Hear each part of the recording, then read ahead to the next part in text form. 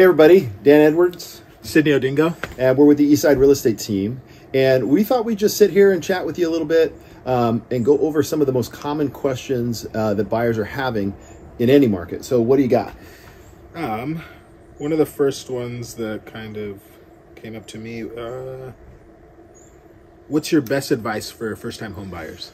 Best advice for first-time home buyers.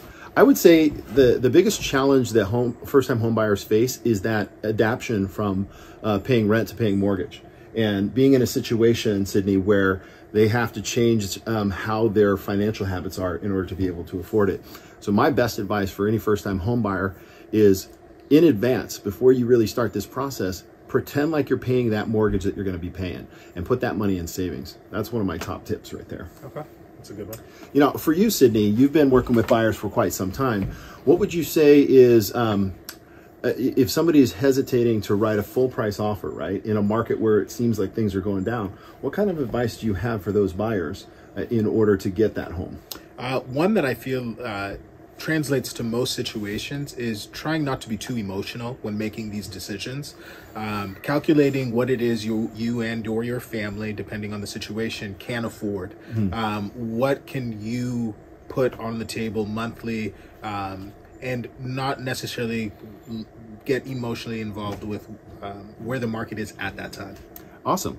So one thing that comes to mind when you think about getting emotional is sometimes people get attached to a home before they really close on the deal. Yeah. And sometimes things happen when you do an inspection. So I think it's important to try and keep your emotions in check. And obviously working with a real estate agent can help separate that emotion because there's two agents, hopefully professional agents, in between the buyer and the seller, helping to guide through the process and what would be normal and acceptable. Yeah. What other questions you got? How much do I have to pay a realtor as a home buyer? That's a very common question. And the truth of the matter is it depends. Sydney, typically, how much is the commission that goes to a buyer's agent? 3%. Typically, right? But it varies anywhere from 2.5 to 3. Now, is the buyer always on the hook for that? Not always.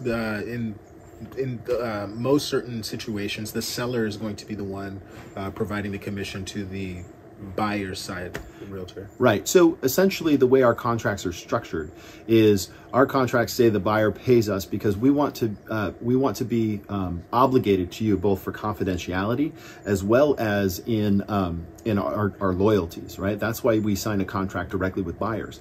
However, in that contract, the provision states that the seller is publishing a commission amount that goes to the buyer's agent. So the buyer's agent is technically credited against the amount that is agreed upon. And when we write our contracts, we basically always say that it's whatever the amount that the seller is crediting to us. So technically there's no cost, but I never like to say that because that's not how it goes. Yeah.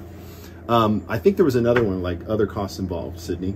So what are some of the other costs involved for a buyer? For a buyer, take closing costs, the title.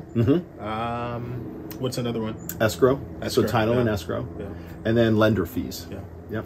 Oh yeah, home inspection.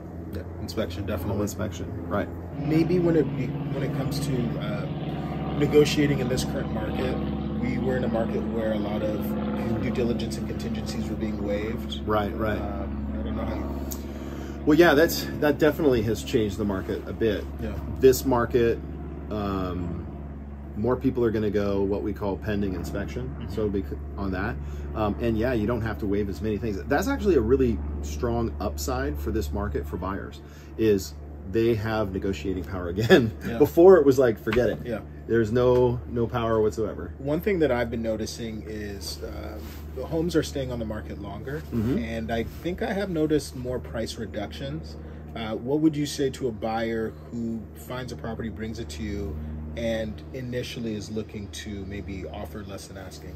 It's a great question. As a matter of fact, I just helped a client last week, and the property had just been reduced. We got out there and saw it because it actually came into our price band that we could afford, and they wanted to offer $25,000 less. It actually upset the seller. Okay. It upset the seller, and it made it hard for us to negotiate. In the big picture, let's take a scenario where a home was listed for say $525. and you cut the price down to 500,000 and somebody comes in and wants to cut it down to 475, right? Well, think about it from the standpoint of if that buyer is putting 20% down, right? They're putting 20% down and the home is at 500,000. That's $100,000, right? If they drop it to 475, what is their down payment now? It's still 100,000. It's close to 100,000. So the truth is not only is their payment not really that much affected, and neither is then their down payment. It is a little bit, right? But people get fixated on, I need a deal, I need a deal, I need a deal, and they forget they're going to be in that house for 5, 10, 15, 20 years, whatever it is. So try to maintain a proper perspective. Listen, if the house is overpriced, don't pay it. But at the same time, if it fits your needs and it matches your budget, the bank is actually going to kind of counteract any type of overvaluation. Because the appraiser is going to come back and say, nope, it's not worth this. And then you can renegotiate price. All right, cool.